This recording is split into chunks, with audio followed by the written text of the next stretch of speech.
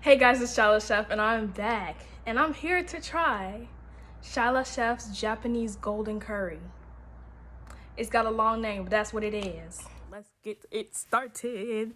So first things first, I have some safflower oil in a pan. You could do it in a pot, a skillet, or anything, but I prefer, just a small little pot.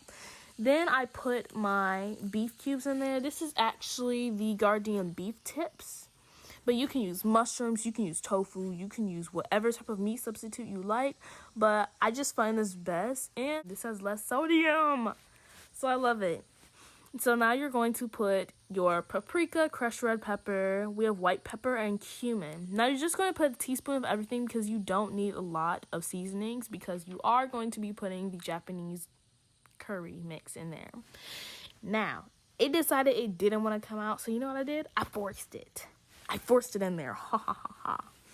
So after you put that in there, you're going to put your onion powder and garlic powder in there. I also used a teaspoon of those two because, again, you don't need a lot. So after you put the onion powder and garlic powder in, which it did not want to come out, so, you have to force it out the cup, After you do that, you just want to mix it in your pot. And after that, you're just going to add everything else. But make sure you mix it all together and make sure it's cooked all the way through.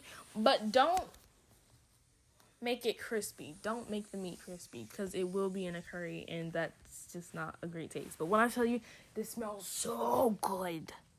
You're going to love it. So now we have the golden curry mix. Bless you, Shala Chef. Don't sneeze. So we have the Japanese golden curry mix, and you can find this at your local grocery store or any Asian market. And it's just really easy to find. It's basically like a Japanese chocolate, but a savory type of chocolate.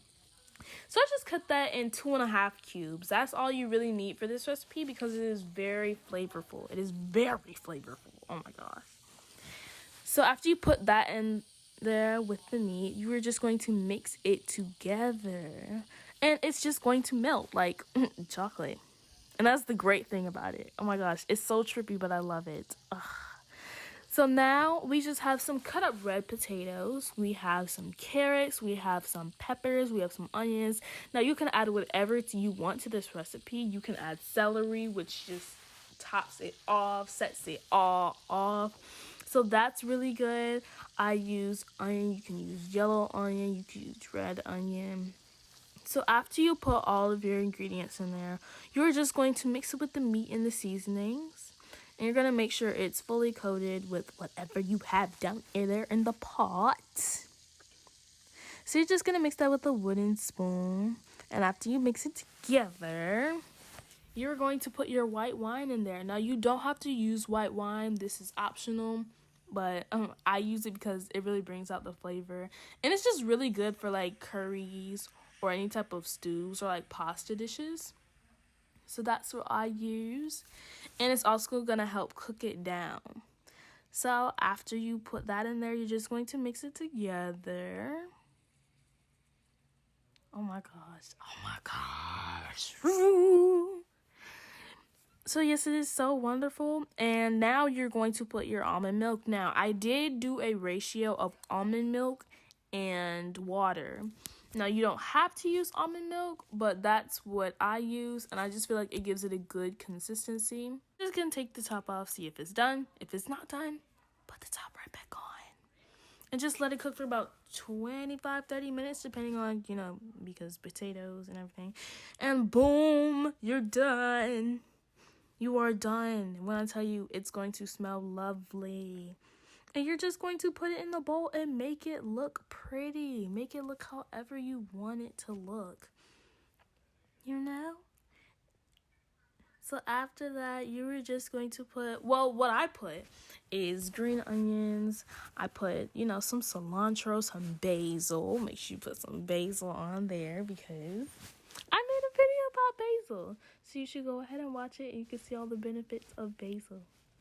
And after that, I just put some sesame on there. Ooh, Lord, sesame seeds. Child. You put some sesame seeds on there. Why can I say sesame seeds? Some sesame seeds on there. Because protein. Protein. And boom. you're done. That's your curry. So we're going to try it. I plated it. I added some basil.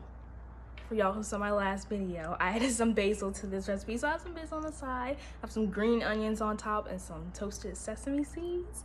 We just gonna try. Look at she. This is she.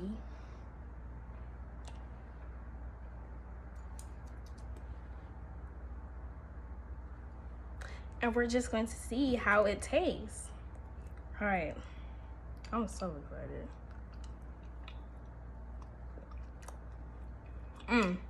It's the flavor for me. This is so good. Yep.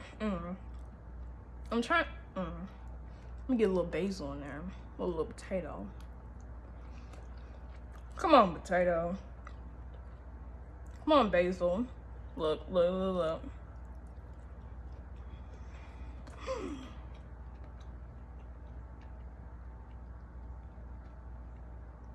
That's good.